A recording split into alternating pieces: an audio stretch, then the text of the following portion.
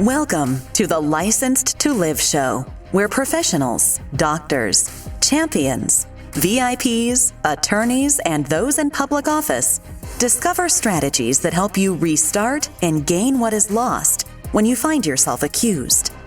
If another has doubted your integrity, questioned your credentials, or caused your actions to come under scrutiny, you are in the right place. On the other hand, if you have never felt the knot in the pit of your stomach when legal papers are served, the heartbreak of disappointing your family when the lock clicks shut on handcuffs, or had to appear before a board of review, then be aware, the longer you serve, the more likely you are to find yourself under the microscope of those who judge. Prepare yourself for this uncomfortable possibility. Now, here's your host, Dr. Jarret Patton. Welcome to this episode of License to Live. My name is Dr. Jarret Patton, and I'm your host for our journey together today and every day you choose to listen to this show. If you or anyone you know has been dissed in their career, please invite them to join us along this journey. Simply go to your favorite podcast player and hit subscribe. And while you're there, rate this episode and any other episodes. Your ratings help me give up-to-date information about career challenges and life changes.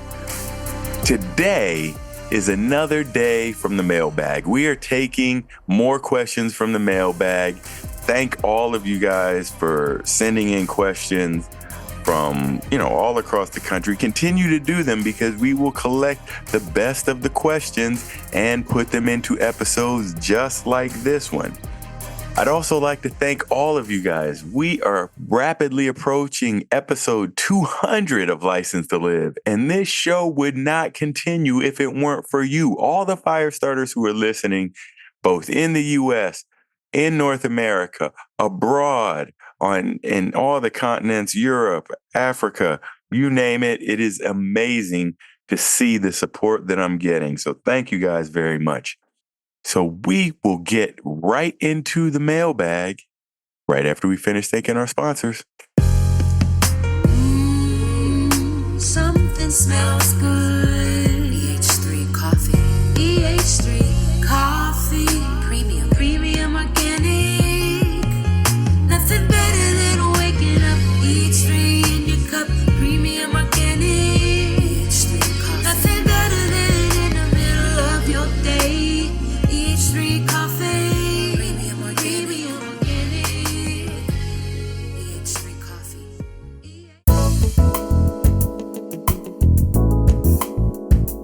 Hey, this is Dr. Jarret Patton. Do you need more positivity in your life? No matter what part of your life you want to transform, positive affirmations can help you achieve your goals. But sometimes making permanent changes can be difficult. Designed with you in mind, License to Live. Daily affirmations to rebuild your life will inspire and equip you to become the best version of yourself. License to Live. Daily affirmations to rebuild your life will set you on the path to changing your mindset, beliefs, speech, and ultimately your actions. You can change your life now by getting your copy at Amazon, Barnes & Noble, your finer book retails, or licensedtolive.com. That's licensedtolive.com. Hey guys, this is Janae Noonan, and I'm here with Dr. Jarret on License to Live. Hit the subscribe, follow the journey. Let's go. Yes, and we are back. Thank you guys for tuning in to yet another episode, and we're taking questions from the mailbag once again.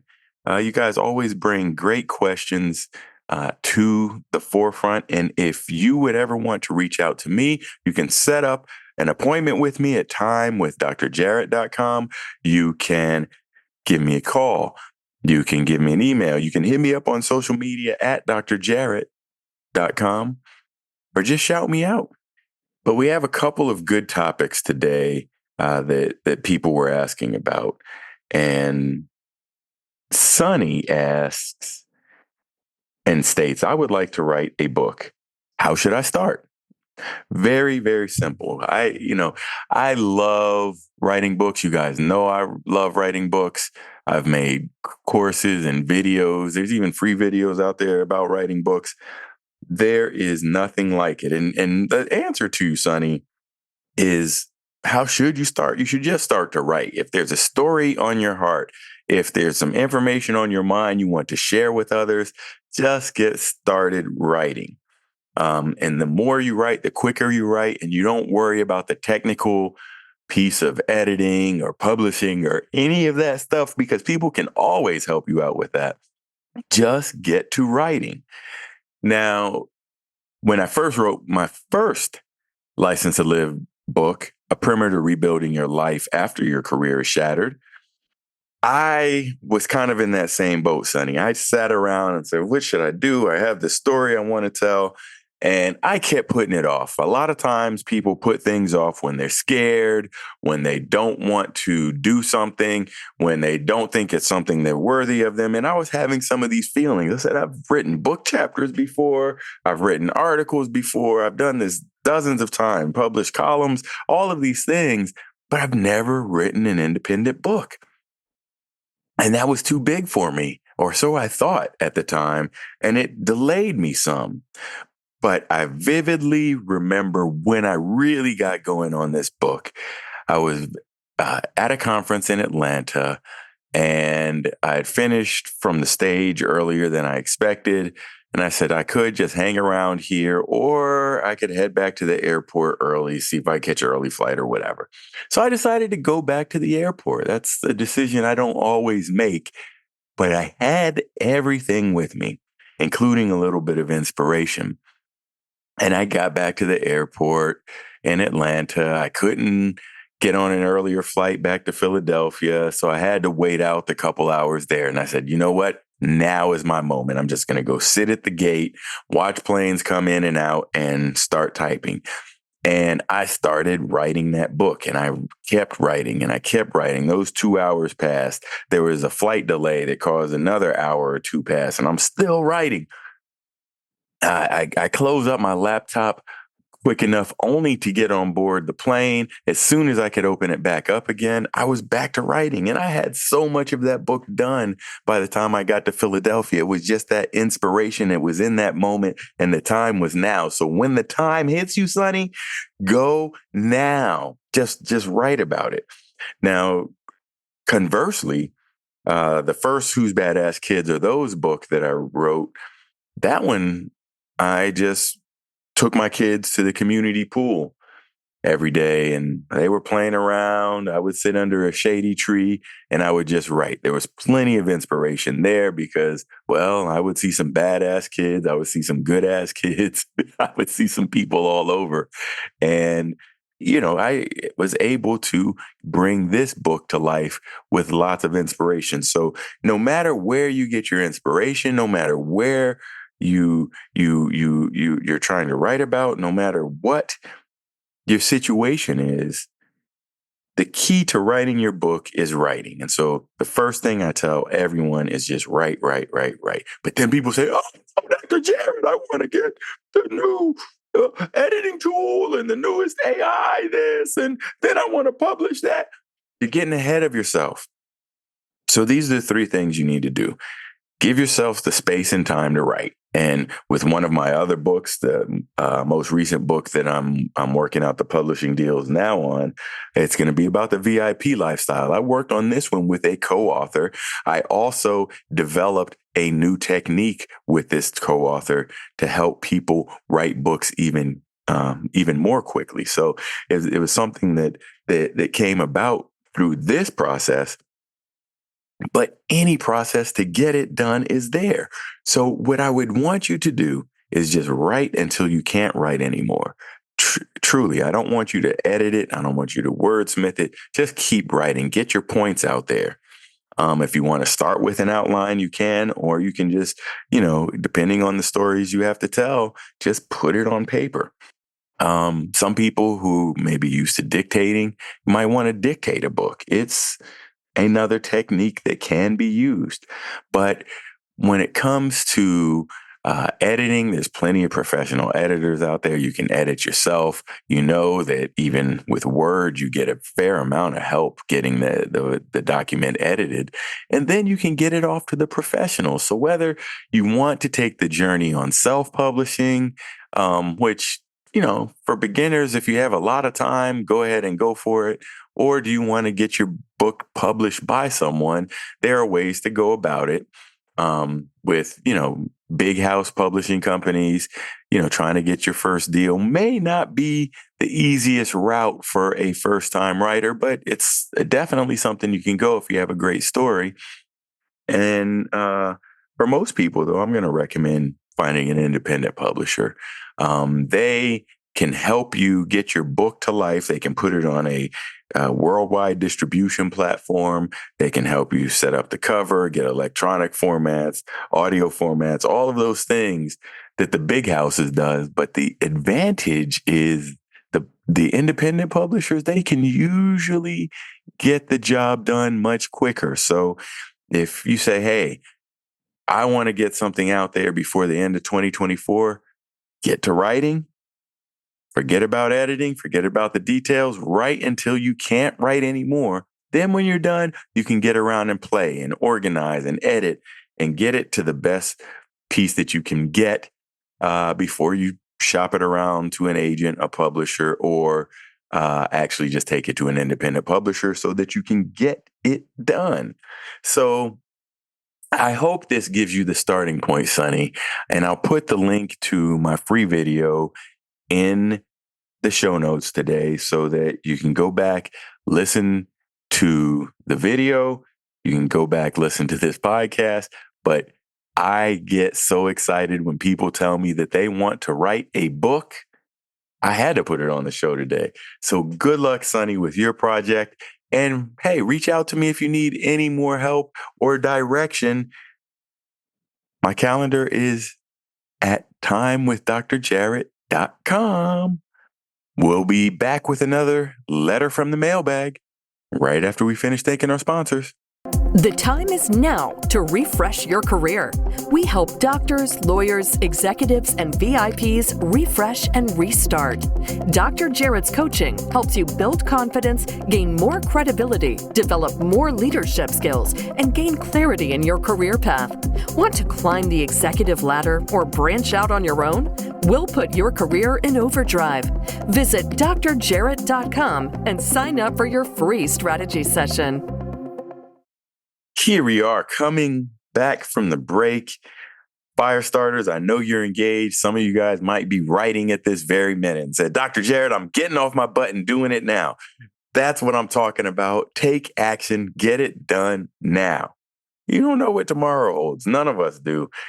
Crazy things can happen. Some crazy things happened in my life this week that I didn't foresee coming, but you just never know. And the best thing you can do is try to stick with your goals and keep accomplishing things. Now, of course, we have another letter. And in this, the gist of the letter, and this one is coming from Francis. Lots of nice compliments and things like that. So thank you, Francis. I'm happy that you listen to the show. I'm happy that you like some of my products I put out there. So thank you very much. That does mean a lot to me. Sometimes, even I wonder if I'm hitting the right notes with people. So anytime somebody wants to give me some fan mail, go ahead and have at it. I love getting it. But for you, Francis, your main question was, how do I get my career as a speaker going? Well, this is a great question because there's going to be a lot of people who will love to take your money and say, hey, I'm going to get you booked on stages and do all of these things and set up websites and have you going and all these promises, only for your speaking career to fall a little bit short. It's okay. Many people have gone through this process before, but that is not what I'm going to tell you today, Francis, because most likely you've been a speaker for quite some time now. When you think about and just go back to even the earliest days when you had to stand up in front of your class and give a report on one of your favorite presidents or something like that.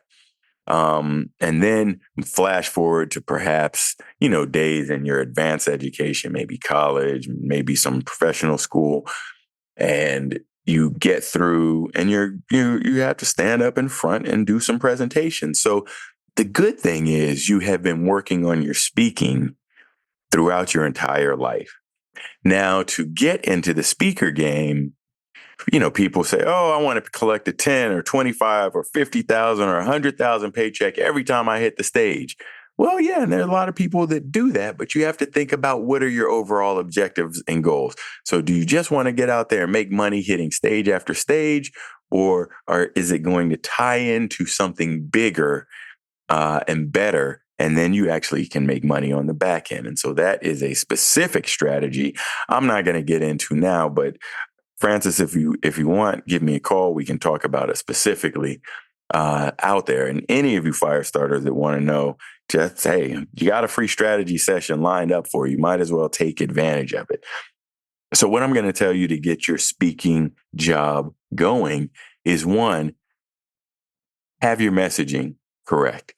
Remember, your messaging can be informational. It can be educational. It can be entertaining. And really, it should have a mixture of all three, because at the end of the day, people want to be entertained. They love to be entertained. People spend good money on sports, on the theater, on the arts, because they want to be entertained. Why do you think people won't want to be entertained if they're at work or at a conference or somewhere else where there's a speaker on stage? Yes, of course you would want some entertainment there. So part of your job is to educate and inform, change minds, inspire, motivate, depending on the type of speaking that you're looking to do. But the other part is really going to be to entertain. And a lot of it can be entertaining from stories in your own life or others near you, or perhaps, some of your clients have some great stories that you'd like to tell as well. But figure out what your messaging is and how that will go into your own overall platform. That's the first thing I would do. The second thing I would do is think about who your audience is going to be. And this is where you're going to have to do some research, because you might think you know what that is, or you might pick a really big stage, I don't know, maybe you want to speak at the annual Apple show. I don't know who speaks in there since Jobs doesn't do it anymore, but whoever is there speaking, you might want a huge worldwide stage like that. Well, there's some steps you got to take to get there. But the biggest piece is to see who and which audience will your messaging resound the best. And so now you're going to look at conferences, you're going to maybe look at churches, you're going to look at corporations, you may also look at colleges and universities. So there may be different overall groups of audiences that are there.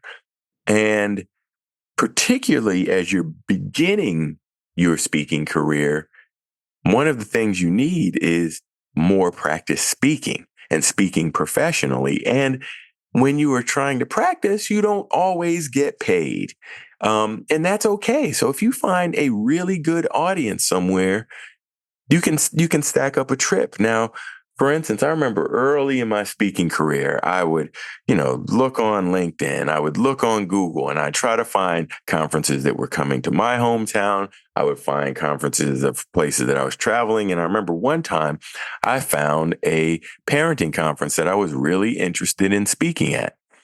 I wasn't able to get their official request for speakers because that had already passed. The actual engagement was really only coming up in 2 months. But I said, you know what? Never hurts to ask. So I asked the program director, hey, I'm a pediatrician. I wrote a behavioral book. I'd love to speak behavior from your main stage at your conference. Do you have any openings or last minute cancellations? Looked at my profile, saw what was going on. And hey, you know what? We'd like to have you here. And I told him, well, that's great. Your conference is in Los Angeles, and I know this is a short notice, but I'd be willing to come if you can take care of my flight and hotel room while I'm out there. They said, we spent our speaker budget already, but let's see what we can do.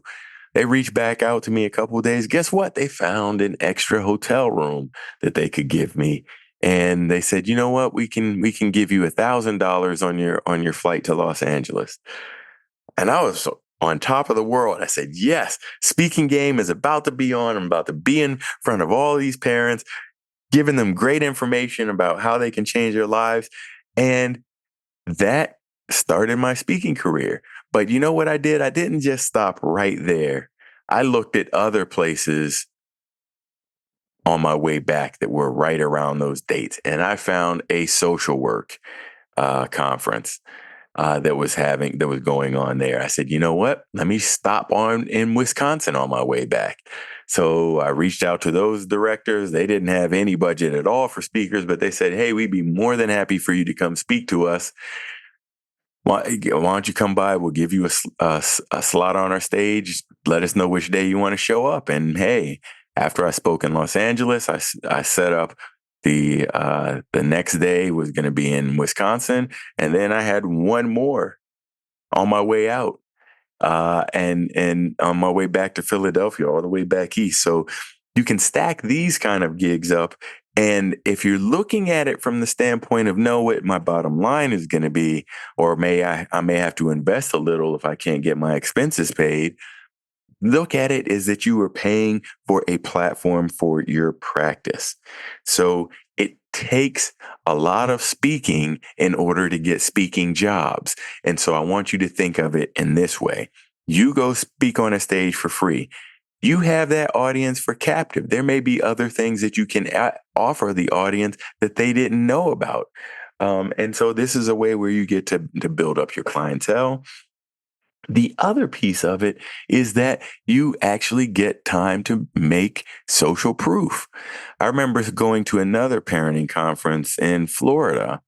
They didn't have a budget for speakers, but I said, well, if I can stack up some other events, I'll come down and speak. And so I reached out to the television stations there and said, hey, Dr. Jarret is coming to town, even though back then nobody knew who Dr. Jarret was. But I said, Dr. Jarret is coming to town. And I told him I was a keynote at this parenting thing, and let's talk about fatherhood on the news. So I set up a news segment as well as a speaking gig, and the conference promoters were thrilled. They said, we couldn't even get on TV to talk about this, but you could. And people even bought tickets. So needless to say, they were excited. And guess what? They hired me to come back the next time because they saw how much value I could bring. And what was I doing the whole way? I was getting pictures of me on the stage, video clips of me on the stage, pictures. I took a selfie with the audience so the audience could join in the fun. It's all of these things that you do that can help build up your speaker profile so that when Coca-Cola or Nike or IBM are looking for speakers to talk to their people, all of a sudden, you have a professional speaker profile, and you won't have to go through the agony that I had to do when I try to apply for speaking spots. And people would say, well, do you have an entire video of one of your presentations just so we can see how you speak? Oh, that was so humiliating. I was like, what do you mean? I'm a speaker. I know how to speak. What do you mean you need proof to know that I know how to speak? Been speaking all my life. Yes, that is the game out there. That's why it's tough. And that's why for most of you guys going to these programs that will build you websites and get you speaker leads and all of these things, it's not going to work because the speaking game doesn't happen overnight. But if you are strategic with what you are planning to do on stage and off stage, it will make your life much easier. So thank you, Francis, for bringing in that great question to us. And that's where it is, folks. Get your speaking game on, get your writing game on. All of these things are within your reach. And sometimes we think about it in a way that's way too complicated, but it's not that complicated. It really is not that complicated, folks. So for you fire starters out there, get started on your book today. For you fire starters out there, get started on your speaking career today. Nobody, no one, nothing can get in your way And if you need a little help, I'm here for you. And I'll see you next time.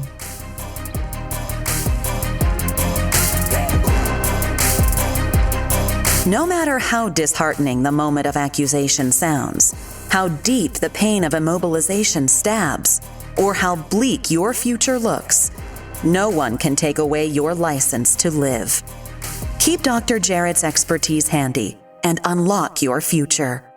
Go to Apple Podcasts, Google Podcasts, or another podcast player and subscribe right now to Licensed to Live. See you next time.